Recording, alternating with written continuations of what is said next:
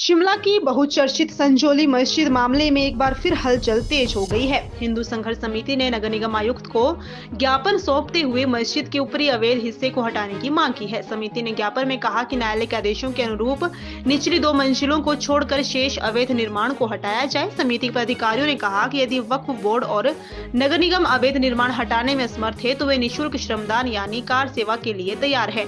उन्होंने नगर निगम से न्यायालय के आदेशों का पालन सुनिश्चित करने और स्टेटस रिपोर्ट सार्वजनिक करने की मांग की। हिंदू संघर्ष समिति के नेता मदन ठाकुर ने कहा कि अवैध निर्माण को हटाने में किसी प्रकार की ढिलाई नहीं बरती जानी चाहिए। उन्होंने आरोप लगाया कि नियमों का समान रूप से पालन नहीं हो रहा है।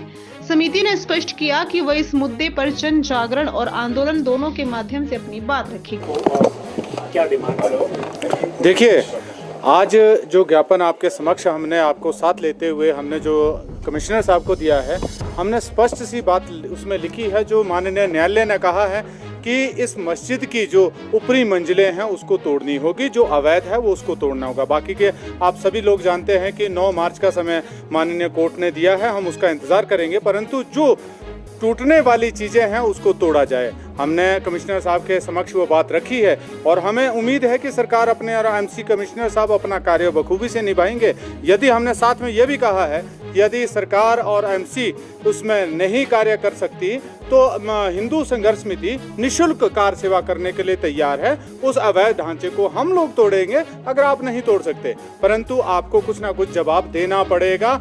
पूरे प्रदेश, पूरा देश देख रहा है कि यदि आप सनातनियों के ऊपर लाठीचार्ज कर सकते हो, बार बार केस लगा सकते हो, परंतु एक अवैध लोगों के लिए अवैध जगह जो आपने बनाई है उसको आप तोड़ने के लिए बार बार अगर आप कोताही बरत रहे हैं, ये हिमाचल प्रदेश नहीं पूरे सिस्टम के लिए शर्म की बात है। देखने वाली बात है कि एमसी उस पर कितना अमल करती है, क्योंकि हमेशा अगर कानून की बात की जाती है तो हिंदुओं के लिए कानून सम्मत बनाए गए हैं। अन्य किसी भी वर्ग के लिए कानून मुझे नहीं लगता कि कहीं कानून कोई काम करता है या कोई काम के लिए पैरवी रखी जाती है। हमेशा हिंदुओं के लिए कानून बने हैं और हिंदू ही उसके ऊपर कार्य करता रहा है, परंतु आने वाली परिस्थितियां कहीं इससे भिन्न होने वाली है यदि इसको बढ़ावा दिया गया। अगर मांगे नहीं मानी जाती है तो क्या फिर से आंदोलन का रास्ता चुना जाएगा?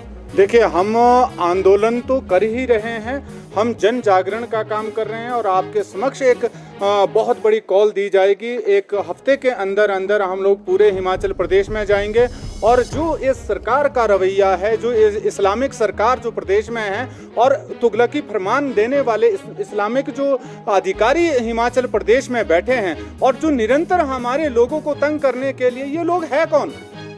आज हिमाचल प्रदेश की परिस्थिति ये है कि यहाँ पे बाहरी लोगों को तवज्जो दिया जा रहा है, परंतु जो स्थानीय लोग हैं उनकी बारे में बात नहीं की जाती।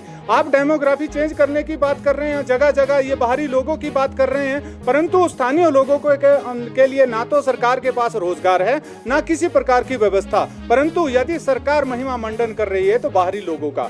इसी प्रकार से उत्तराखंड के साथ साथ हिमाचल की भी पूरी डेमोग्राफी के चेंज करने का जो इनका एक षड्यंत्र है उसको उजागर किया जाएगा। घर घर हर घर पहुंचा जाएगा और एक बहुत बड़ा आंदोलन किया जाएगा जो अपने आप में ऐतिहासिक होगा। कमिश्नर से क्या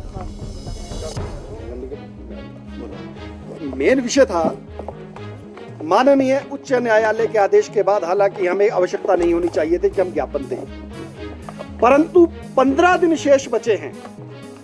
वो अवधि समाप्त होने में 29 दिसंबर को वक्फ बोर्ड और मस्जिद कमेटी द्वारा उस मस्जिद को ध्वस्त किए जाने की समय सीमा समाप्त हो रही है और हमें साफ तौर पे लग रहा है कि मस्जिद कमेटी और जो वक्फ बोर्ड है वो इस उच्च न्यायालय के आदेश को फिलहाल तो नजरअंदाज करता हुआ नजर आ रहा है।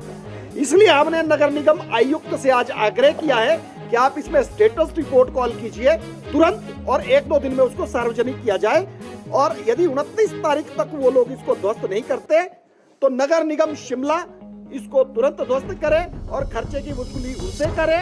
यदि उनके पास पैसा नहीं है, नगर निगम के पास लेबर नहीं है, तो हिंदू संघर्ष समिति के जो स्वयं सेवक है, वॉलंटियर है, वो स्वेच्छा से निःशुल्क ये काम करने के लिए तैयार है। हमने ज्ञापन के माध्यम से नगर निगम आयुक्त को भी ये बता दिया और नगर निगम आयुक्त ने हमें आश्वस्त किया है कि इससे